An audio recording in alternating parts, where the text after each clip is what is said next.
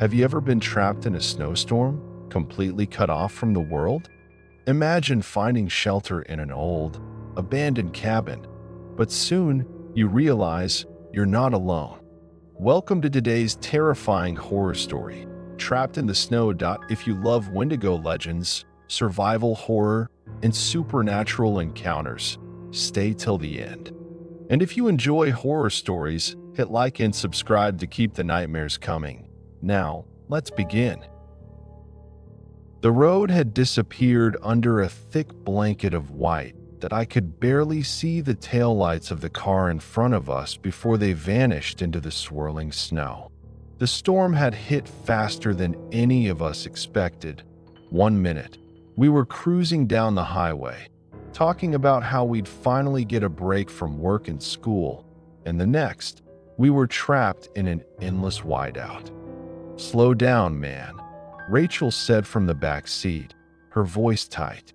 "I'm trying," Dylan muttered, gripping the wheel so hard his knuckles turned white. "I can't see a damn thing." The heater blasted warm air, but it did nothing to ease the creeping sense of dread in my chest. I checked my phone. No service. The last thing I wanted was to be stranded on a back road in a snowstorm, miles away from the nearest town. "We should pull over and wait it out," Eric suggested from the passenger seat. "And freeze to death?" "No thanks," Dylan shot back. Then it happened. The headlights caught a shape in the road. Just a flicker, a silhouette in the storm, before Dylan yanked the wheel to avoid it. The car spun out of control, skidding across the ice before slamming into a snowbank. For a second, everything was still. Then Rachel gasped. "Everyone okay?" I groaned and touched my forehead. "Yeah, I think so." Dylan cursed under his breath, trying to restart the engine. The car whined, sputtered, and died. We were completely alone, swallowed by the blizzard. The cold seeped into the car fast. We had to find shelter. Eric was the first to spot it, a dark shape in the distance, barely visible through the snowfall. There, a cabin.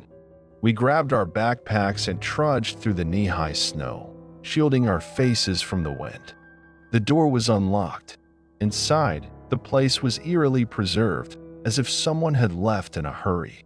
A layer of dust coated the furniture, but the fireplace had half-burned logs, and there was rotting food on the table. "Someone was here recently," Rachel whispered. But where were they now? I shut the door and locked it. I had the sinking feeling we weren't supposed to be here. The wind howled outside, rattling the windows like desperate hands trying to get in. I tossed more wood into the fireplace, watching as the flames flickered and struggled against the cold. "This place gives me the creeps," Rachel muttered, hugging herself. "We shouldn't be here." "Like we have a choice?" Dylan shot back. "Unless you want to freeze to death in the car, we're staying put." I tried not to let the unease settle too deep, but something about this place felt off. The air inside wasn't just cold, it felt wrong. Stale. Like a place forgotten by time. Eric rummaged through the cupboards. "Food's rotten, but look at this." He pulled out a dusty leather journal, its pages warped from moisture. Someone was keeping a record. Rachel hesitated before taking the book. She flipped through the pages, her expression growing darker with each entry. "The storm won't stop. I hear it outside at night, scratching at the walls. It mimics voices. Don't open the door at night. Don't let it in." A chill ran through me. "This has to be a joke," Dylan said, forcing a laugh. "Just some crazy guy losing his mind in the snow." Rachel didn't look convinced. She traced a shaky finger over the last entry. "It lets one go, so the story is never forgotten." A heavy silence fell over us. Then came the first knock. It was soft, faint, like a child's hand tapping against the wood. We all froze. "Maybe it's someone from town," Eric whispered. "Another stranded traveler?" "No way," I said, gripping the armrest of a chair. There's no way anyone's out in this storm. Dylan squared his shoulders and moved toward the door. Only one way to find out. Wait, Rachel hissed, grabbing his arm. The journal. Didn't you read it? Don't open the door at night. Dylan hesitated. Then we heard it. A voice. Soft, familiar. Guys, let me in. Rachel gasped. I turned toward her, my stomach twisting. Her face had gone pale. That's her voice cracked. That's Sam's voice. Sam, our friend. The one who had crashed with us. The one who had been walking beside me just hours ago. But Sam wasn't here. He'd gone missing in the storm. And outside, something wearing his voice was waiting. Guys, let me in. Sam's voice, clear as day. Rachel clamped a hand over her mouth, her eyes wet with fear. It's him. He's alive. But I couldn't move. My body screamed that something was wrong. Eric took a shaky step toward the door. Sam. No answer. Just the wind whistling through the cracks. Then, another knock. Harder. I'm so cold. Please, it's freezing, Rachel sobbed. That's him. We have to let him in. Dylan grabbed her wrist. No. Think. If it's really Sam, why isn't he pounding on the door? Why hasn't he called for help? Rachel's breathing hitched. Eric looked between us, torn. We can't just leave him out there. Thud. Something slammed against the door. We jumped back. Then, the sound changed. It wasn't knocking anymore. It was scratching. Long, slow drags of nails against the wood. I swallowed hard. That's not Sam. Eric's hands were shaking now. Then what the hell is it? No one answered. And then came the worst part. A whisper. Directly against the door. I can see you. A shadow slid across the window, tall. Too tall. Dylan grabbed the fireplace poker. Nobody opens that damn door. Rachel backed away, her breath coming in short gasps. The firelight flickered, throwing shadows against the walls. The whole room felt smaller. Then, a new sound. A chair creaked. We turned in unison. The chair in the corner, the old, rocking chair, was moving. It rocked forward. Stopped. A breath passed between us. Then, it rocked back. Rachel screamed. The storm outside roared, and the knocking, no, the scratching, grew more frantic. Then, just as suddenly as it had started, it stopped. Silence. The wind howled, but whatever had been at the door was gone, for now. We barely slept. Every sound outside made my skin crawl. The wind shrieked through the cracks in the walls, but it sounded too much like voices. By morning, the storm had eased. The sky was still a swirling gray, but the howling blizzard had dulled to a steady snowfall. We needed to leave. Dylan was the first to check the door. He hesitated before unlatching it and pushing it open, stepping cautiously outside. The rest of us followed. There were footprints, not human, long, clawed prints, circling the cabin, pacing back and forth, and leading away into the trees. Eric's face was pale. That's not possible. But it was. Then we saw something worse. Near the tree line, half buried in the snow, was a body.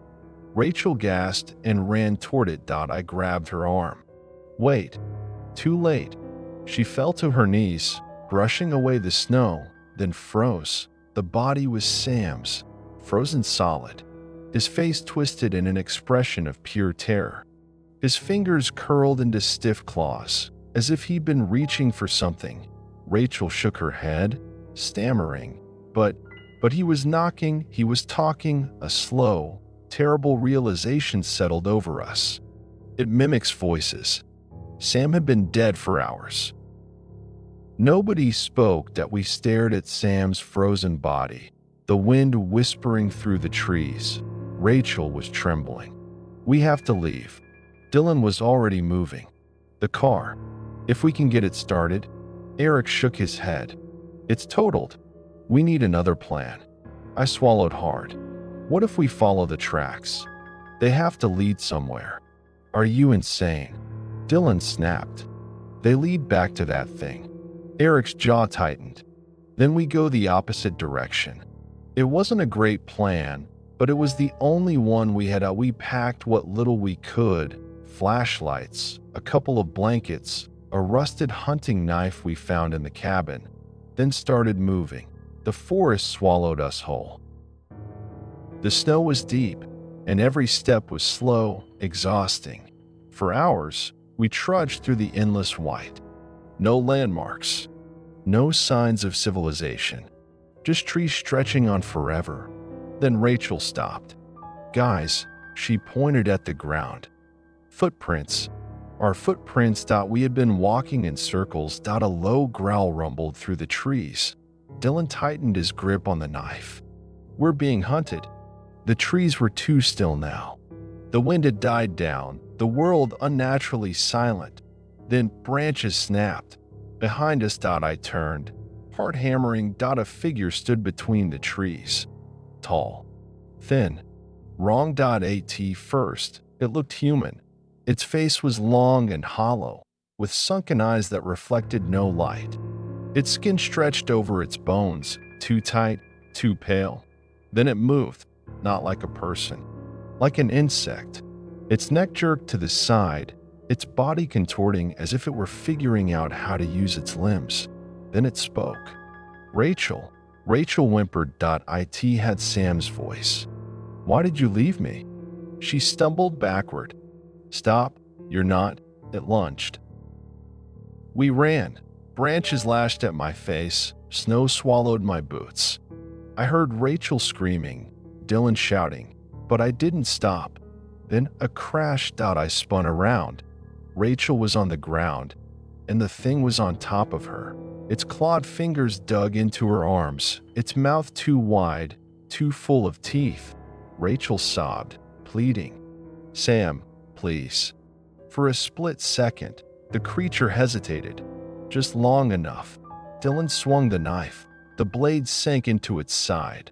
The creature shrieked an inhuman, wailing sound that shattered the silence. It threw Dylan aside like a rag doll. But the moment of distraction was enough. Rachel scrambled away, and we ran. We didn't look back. Somewhere in the chaos, we found a road. Miraculously, headlights pierced through the storm. A truck. A passing stranger who stopped when he saw us, bruised, frostbitten, barely alive. We stumbled inside, gasping out a half-insane story about a crash, a blizzard, something in the woods. The driver just nodded. You're lucky, he said. Most folks don't make it out of there. We didn't ask what he meant. We didn't want to know. As the truck rumbled away, I stared out the window, back toward the trees. The forest was still. The storm had passed, but in the distance, standing at the edge of the woods, I saw it. Tall. Watching. It didn't follow. It didn't need to, because I heard its voice, soft, whispering in my head. I let one go, so the story is never forgotten. And I knew, deep down, it wasn't over. Weeks later, I tried to find the cabin again. The road we had crashed on wasn't there. The town we had been heading to never existed. And Sam? His name wasn't in any missing persons report. It was like he had never been real. But I remember, in some nights, when the wind howls, I hear his voice. Let me in. Did this horror story send chills down your spine? Let me know in the comments. Would you survive a night in the haunted snow? Or would the Wendigo get you first? For more terrifying tales, make sure to subscribe and turn on notifications. There are many more nightmares waiting for you. Thanks for watching. Stay safe, and don't listen to the voices in them.